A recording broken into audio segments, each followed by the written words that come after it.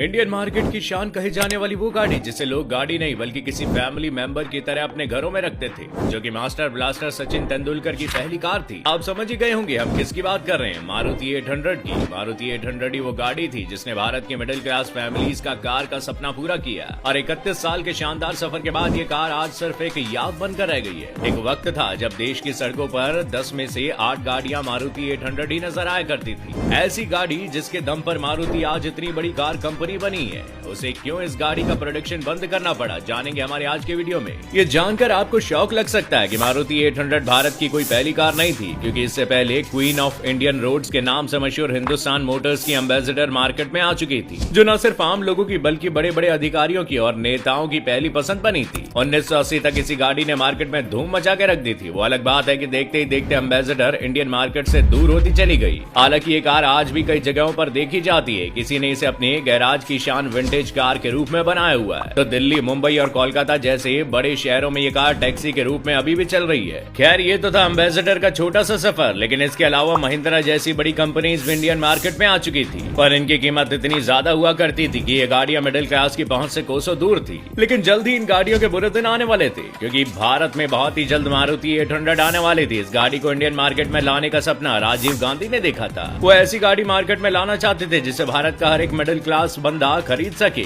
ये सब होने से पहले एक विमान दुर्घटना में उनकी मौत हो गई और इसी वजह से 14 दिसंबर 1983 को मारुति 800 की बिक्री शुरू हुई, क्योंकि 14 दिसंबर को संजय गांधी का जन्मदिन आता है। मारुति ने जापानी कंपनी सुजुकी के साथ मिलकर इस गाड़ी को बनाया। ये गाड़ी बनाने से पहले मारुति का इंडियन मार्केट में करीब 40,000 गाड़ियां बेचने का टारगेट था, लेकिन जब इस गाड़ी की बुकिंग होना शुरू हुई तब कुछ अलग ही हुआ। 9 अप्रैल 1983 को मारुति 800 की बुकिंग शुरू हुई और 2 महीने के अंदर ही करीब 1.25 लाख कारें बुक हो गई। मारुति के लिए खुशी के साथ साथ एक बहुत बड़ा झटका भी था, क्योंकि जितनी गाड़ियां मारुति ने बेचने की सोची थी उससे कई गुना गाड़ियां बनने से पहले ही बिक चुकी थी। इस गाड़ी के इतने ज्यादा बिकने के कई कारण थे। जब ये गाड़ी आई तब भारत के लोग एक 4 पहिया वाहन रखने की क्षमता रखने लगे थे, और इसके पीछे की दूसरी सबसे बड़ी वजह थी मारुति 800 की कीमत और इसकी माइलेज। मारुति 800 जब बाजार में आई तब इसकी कीमत सिर्फ 52,500 रुपए थी, जो कि उस समय के मार्केट के हिसाब से बहुत सस्ती गाड़ी थी। कीमत के साथ साथ अच्छी माइलेज की वजह से इसने इंडियन मार्केट में कब्जा कर लिया।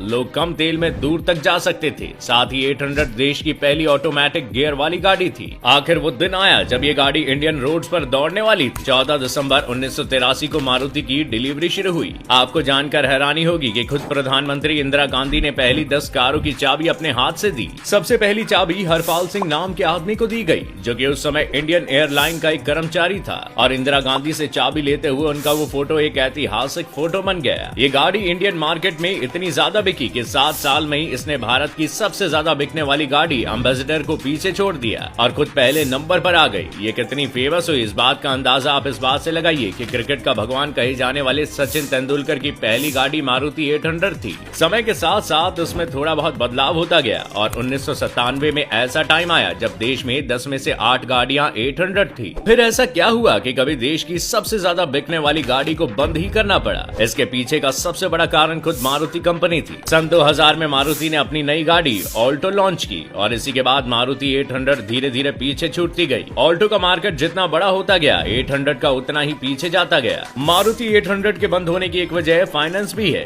दरअसल लोगों को अब लोन की सुविधा मिलने लगी थी और अब वो महंगी गाड़ी भी ले पा रहे थे। मार्केट में ज्यादा कीमत में बढ़िया गाड़ियां आई और लोन लेकर लोग दूसरी गाड़ियां खरीदने लगे, और 18 जनवरी 2014 को आखिरी मारुति 800 बनी और 31 सालों का मारुति का ये सफर पूरे तरीके से बंद हो गया। मारुति, जो कि आज देश की नहीं दुनिया की सबसे बड़ी कंपनी है, उसकी कामयाबी के पीछे यही गाड़ी थी। इस गाड़ी की वजह से मारुति इतनी बड़ी कंपनी बनी और यही गाड़ी थी जिसके बाद मारुति ने कभी पीछे मुड़कर नहीं देखा।